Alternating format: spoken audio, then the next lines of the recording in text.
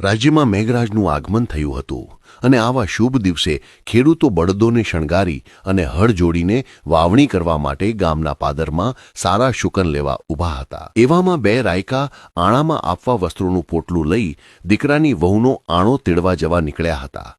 તેઓ પણ વાવણી કરવા જતા ખેડૂતો પાસે આવીને સારા શુકન લેવા માટે ઊભા રહી ગયા। હંમેશા પ્રભાતમાં નિત્ય નિયમ મુજબ અજમલરાય ઘોડે સવારી કરી અને રાજ્યનું ભ્રમણ કરવા નીકળ્યા હતા। ત્યાં શુકન લેવા ઉભેલ ખેડૂતોને રાયકા અજમલજી જોઈને નિરાશ થઈ ગયા। એક ખેડૂતો જુઓ, સામે વાંજીઓ આવે છે, શુકન થાય? વાંજિયાના શુકન લઈને મંગળ કાર્ય થાય નહીં, તેમ વાતો કરતા કરતા અવળું ફરીને ઊભા રહી ગયા। અજમલજી તેની પાસે આવીને કહે છે, કેમ ભાઈ, તમે અવળું ફરીને ઊભા રહી ગયા છો? પણ તેમાંથી કોઈ રાજાના ડરથી કંઈ બોલતું નથી। અજમલજી તેને અભયદાન આપીને કહે છે, સાચું નહીં કહો તો તમને મહાદેવના સોગંદ છે। પછી તેમાંથી એક ખેડૂત બોલે છે, મહારાજ, અમે આજ શુકન લેવા ઊભા હતા। અમારા વડવાઓ કહેતા કે સારા શુકન લઈને જાઓ તો વાવણી સારી થાય અને ઉત્પાદન બમણું મળે, પણ તમે પેટના વાંજિયા છો એટલે અમે અવળું ફરી ગયા હતા।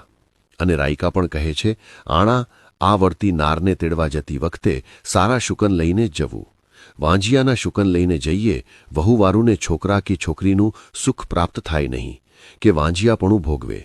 આવા અપશુકન જાણીને અમે અવળું ફરીને ઊભા રહી ગયા હતા। ખેડૂતો અને રાયકાની વાત સાંભળી અજમલજીને કાળજામાં ઘા લાગ્યો અને અજમલજી કહે છે, તમારી ભૂલ થાય છે, મારે તો 3 દીકરીઓ છે।